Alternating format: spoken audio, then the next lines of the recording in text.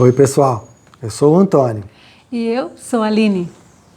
O casamento é compartilhar a vida com uma pessoa que teve uma educação, uma família, um modo de pensar completamente diferente da sua.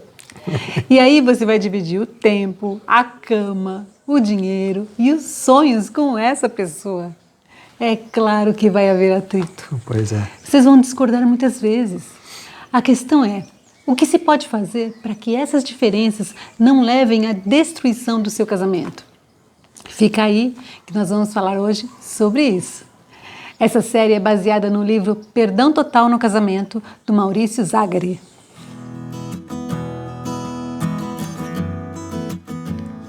Nenhum casamento acaba da noite para o dia.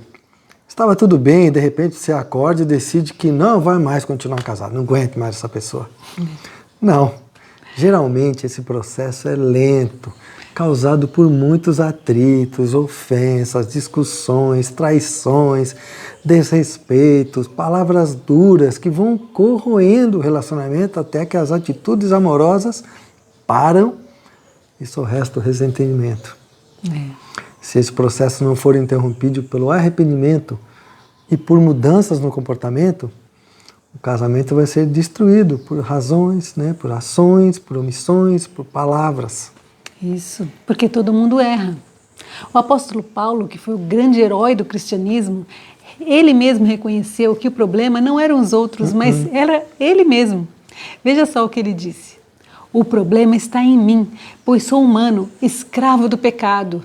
Não entendo a mim mesmo, pois quero fazer o que é certo, mas não faço. Em vez disso, faço aquilo que odeio. E eu sei que em mim, isto é, em minha natureza humana, não há nada de bom, pois quero fazer o que é certo, mas não consigo. Quero fazer o bem, mas não o faço.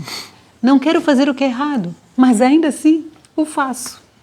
Olha o que Paulo falou. Complicado. E assim somos todos nós. E aí, você se identifica? Cada um de nós comete erros diferentes, mas todos nós erramos.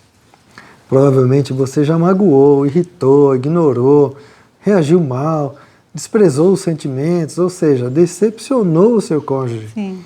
Então, reconhecer que você erra é o primeiro passo. Mas não adianta parar por aí não. É preciso haver arrependimento, porque essa é a arma para não errar de novo.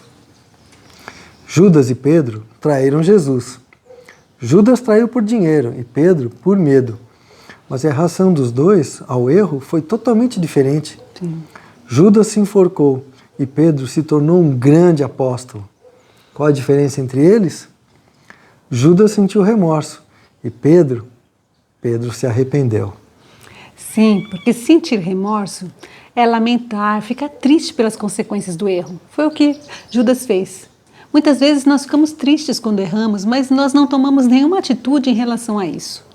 O verdadeiro arrependimento é reconhecer o erro, confessar a Deus e ao ofendido e decidir mudar de rumo para não errar de novo.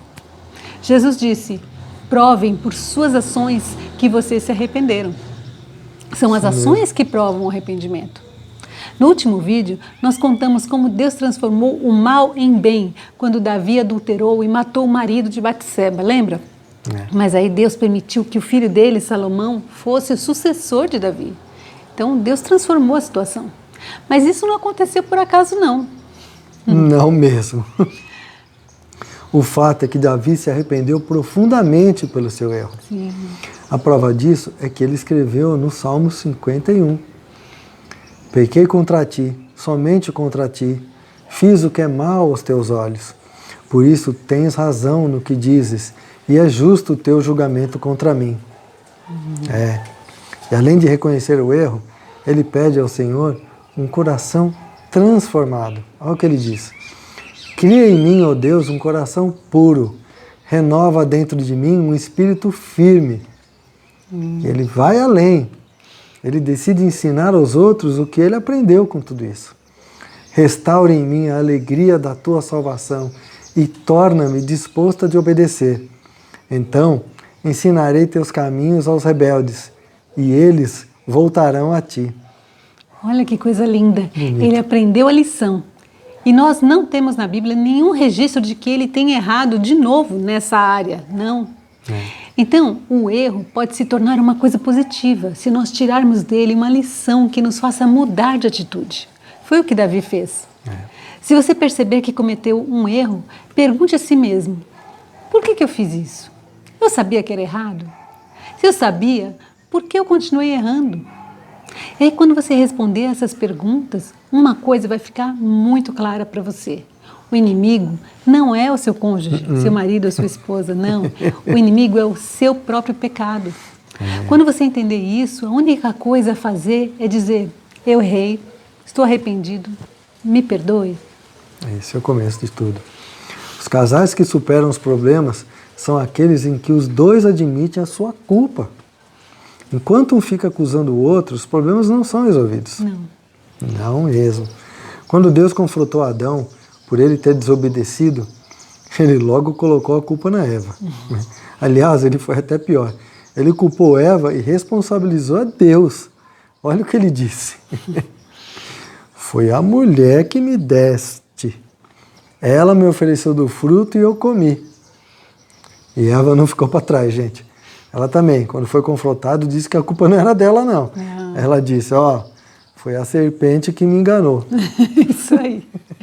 E até hoje nós continuamos usando essa mesma estratégia de Adão e Eva, justificando o nosso erro e colocando a culpa no outro. Daí, o marido que não é carinhoso culpa a esposa por ser carente.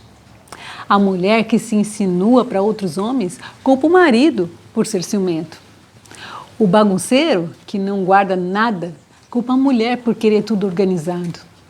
A mulher que torra o dinheiro da família culpa o marido por ser pão duro. O marido que agride a mulher verbalmente ou fisicamente culpa a esposa por se isolar e não querer nada com ele. É difícil, hein? É. Caramba. A justificativa é uma grande inimiga do arrependimento. Porque apontar o dedo para o outro é o caminho mais fácil para continuar errando, não é para resolver, não. Então, pare de se justificar. Tenha humildade e se arrependa de verdade. Se você é do tipo cabeça dura, que não cede nunca, porque acha que nunca está errado, veja o que a Bíblia diz sobre você. O orgulho leva à desgraça, mas com a humildade vem a sabedoria. Não é o seu cônjuge só que erra, não. Você também faz muita bobagem, assim como eu. E eu? Se você tem a tendência de apontar mais o erro dos outros do que os seus, eu lamento te dizer, mas está faltando humildade aí.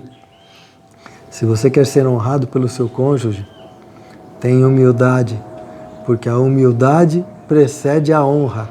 É isso mesmo. Se cada um olhar com humildade para dentro de si e reconhecer os próprios erros, então vocês terão muito mais chance de acabar com essa tensão, com as crises, com as brigas no relacionamento. O arrogante nunca corrige as suas falhas, porque ele nunca acha que está errado. A harmonia no seu casamento depende de você não permitir que o orgulho tenha lugar na sua vida. Exatamente. Tira isso, gente. Se o problema foi um grande erro ou se uma série de pequenos errinhos que estão te perturbando e atrapalhando o seu relacionamento, sabe o que você faz? Decida hoje a perdoar ou então pedir perdão, depende do caso. Peça perdão ao Senhor e a quem você ofendeu. É um alívio imenso ser perdoado. Davi sentiu isso e escreveu: como é feliz aquele cuja desobediência é perdoada, cujo pecado é encoberto. Que maravilha! Porque não adianta nada você ver esse vídeo, achar importante, mas não colocar em prática. O perdão foi feito para ser praticado. Nós já vimos casamentos serem restaurados pelo poder do perdão, não é mesmo, meu amor? Sim, muito. Perdoe e não olhe para trás. Não permita que os erros do passado determinem o seu futuro. Não. Comece daqui para frente. Jesus nos deu um exemplo maravilhoso de humildade quando ele lavou os pés dos discípulos. Até os pés de Judas, o traidor, Jesus lavou. Você acha que eles mereciam esse gesto?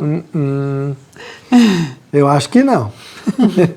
Mas se eu estivesse ali, ele lavaria os meus pés também. E eu também não mereço. Ele fez isso para nos dar o exemplo. Veja o que Jesus disse. E uma vez que eu, seu Senhor e Mestre, lavei os seus pés, vocês devem lavar os pés uns dos outros. Eu lhes dei um exemplo a ser seguido. Façam como eu fiz a vocês. Isso mesmo. Um exemplo de humildade.